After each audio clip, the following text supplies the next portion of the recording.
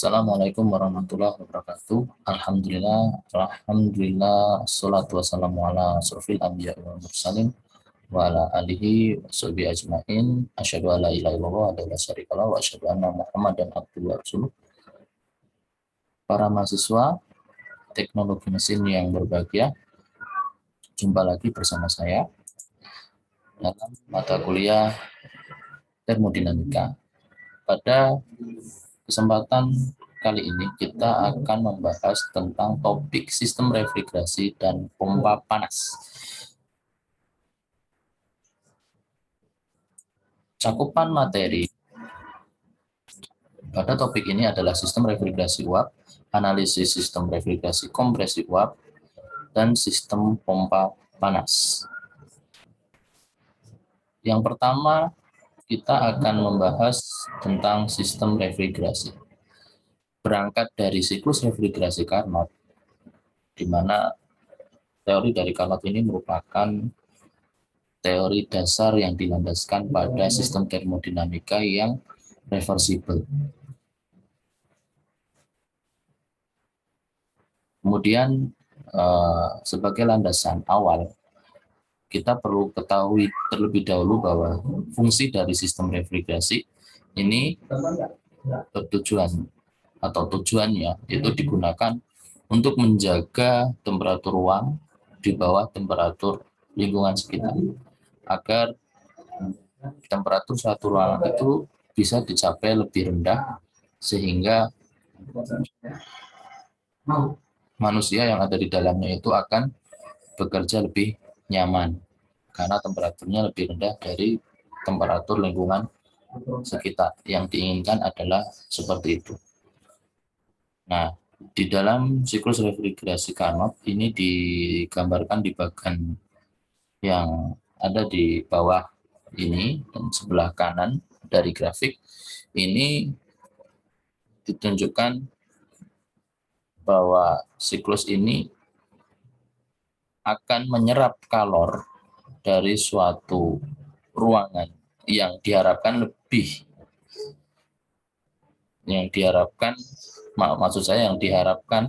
kalor itu akan membuat temperatur itu menjadi lebih rendah. Jadi suatu ruangan tadi yang diharapkan itu lebih rendah dari temperatur ruangan, yaitu pada cold region yang kita sebut dengan TC. Di sini kalor akan terserap masuk. Kenapa? Prinsip dasarnya adalah temperatur yang ada di evaporator ini temperaturnya harus lebih rendah dibandingkan temperatur yang ada di suatu ruang yang ada di TC ini. Sehingga pada prinsip hukum termodinamika yang ke-0 bahwa temperatur itu akan mengarah dari temperatur yang lebih tinggi ke temperatur yang lebih rendah untuk mencapai suatu keseimbangan atau kesetimbangan. Nah, kemudian evaporator ini ya, di dalamnya ini ada suatu medium yang akan membawa kalor tersebut menuju ke komponen berikutnya. Medium ini biasanya kita sebut sebagai refrigeran. Nanti akan kita bahas lebih lanjut lagi apa itu refrigeran, yang yaitu pada mata kuliah sistem AC. Nah, ini refrigeran tadi dialirkan menuju ke kompresor. Sebenarnya mengalirkan itu adalah kompresornya, ya, mengisap dan mengkompresikan, kemudian mengalirkannya ke kondenser, kemudian ke komponen berikutnya. Nah, hanya saja karena di sini adalah landasannya refrigerasi dari Carnot, ya. Di sini ada turbin. Turbin ini merepresentasi dari kerja. Jadi diberi turbin ini fungsinya untuk kita mengetahui kerjanya, ya, kerja outputnya. Sedangkan kerja inputnya adalah kompresor. Jadi ada kerja input, kemudian kerja outputnya seberapa. Nah, kalor inputnya Q-in yang ada di evaporator, kalor outputnya Q-out ini yang ada di kondenser. Nah, jadi kondenser ini fungsinya untuk melepaskan kalor. ke suatu lingkungan, ke ruangan, ke lingkungan ya maksud saya. Paling tadi suatu lingkungan, suatu ruangan ya, ini ke lingkungan.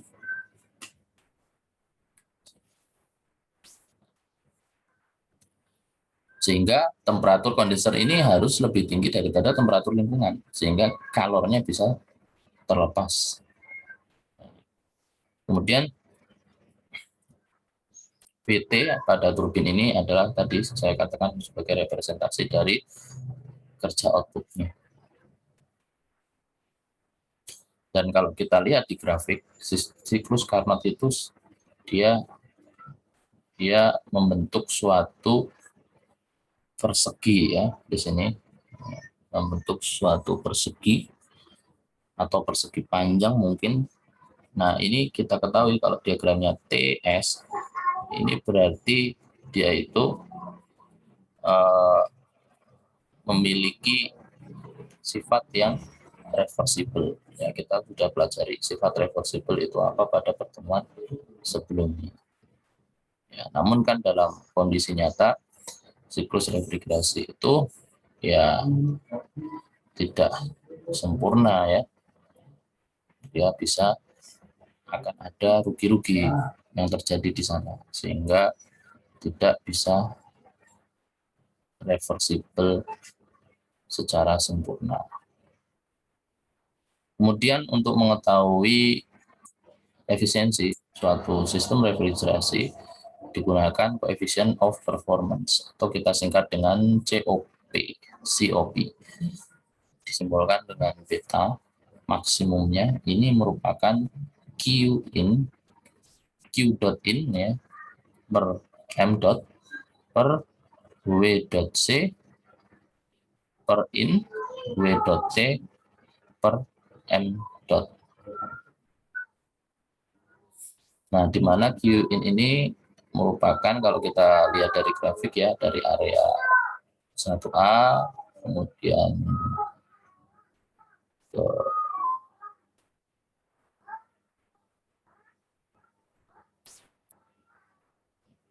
1A, B, kemudian 4, kemudian 1.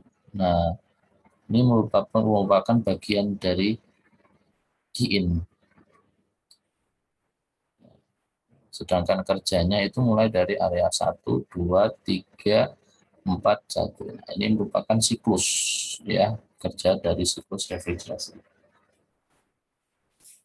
Nah, sehingga kalau kita lihat karena TC di atas yang di bawah TH-TC ya, COP ini pasti nilainya lebih dari 1 ya. Nilainya lebih dari 1, bukan dalam prosentase. Kalau dalam persentase dia 0, nah COP ini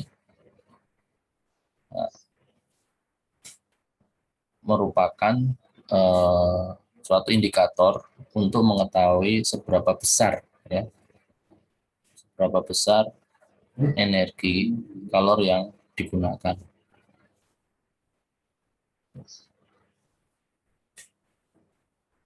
Atau nama lainnya adalah kapasitas kalor ya. Energinya yang digunakan adalah kalor.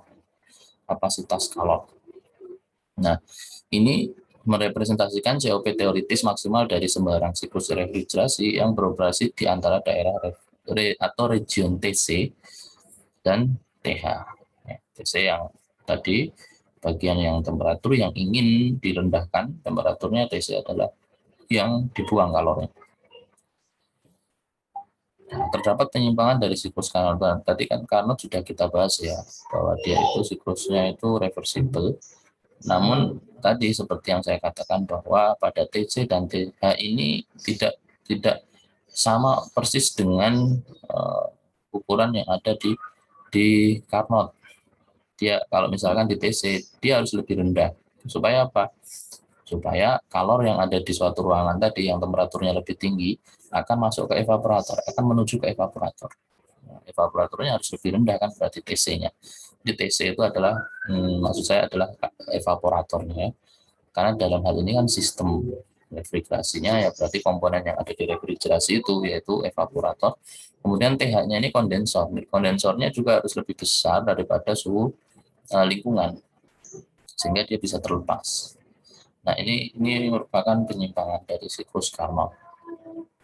Perpindahan panas antara refrigeran dengan dua daerah refrigeran tidak berlangsung secara reversible, tidak seperti sistem Carnot. Aliran dua fasa cair dan gas dapat merusak kompresor.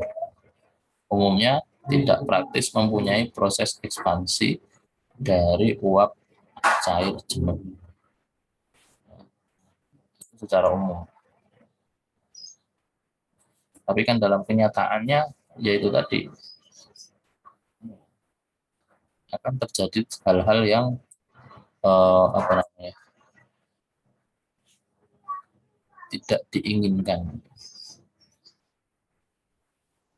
Seharusnya yang masuk di sini di titik 1 ini adalah yang akan masuk ke kompresor itu adalah superheated vapor. Ya, tapi kan karena dia ini ya key-in masuk ke evaporator itu belum sampai mendidihkan suatu medium yang ada di sini menjadi fase yang uap panas, ya kan? Dia baru bisa menjadi uap jenuh, ya sehingga yang terjadi adalah uap jenuh ini masuk. Dan yang namanya uap jenuh itu kan masih ada campurannya ya, karena dia batas maksimal dari mix atau dua fase cair dan gas. Kalau dalam diagram fase ya, Anda lihat itu posisinya dia masih bercampur sehingga ada campuran gas dan cairan. Nah, sehingga ini itu sebenarnya juga akan merusak kompresor dua fase itu. Nah, itu makanya dalam sistem ini juga tidak menjadi reversible secara sempurna. Kemudian analisis sistem refrigerasi kompresor uap. Perpindahan panas dari ruang yang diinginkan itu Q dot in per M dot sama dengan entalpi spesifik pada titik 1 dikurangi entalpi spesifik pada titik 4. Nah, ini dikenal dengan sebagai kapasitas refrigerasi atau kapasitas pendinginan. Kapasitas pendinginan. Nah, yang tadi itu ini ya, ini maksud saya tadi bukan kapasitas kalor, tapi maksudnya kapasitas pendinginan. Mungkin saya sempat salah sebut tadi ya. Kapasitas pendinginan sama seperti yang ini tadi. Nah, kapasitas pendinginan itu kapasitas refrigerasi. Nah, ini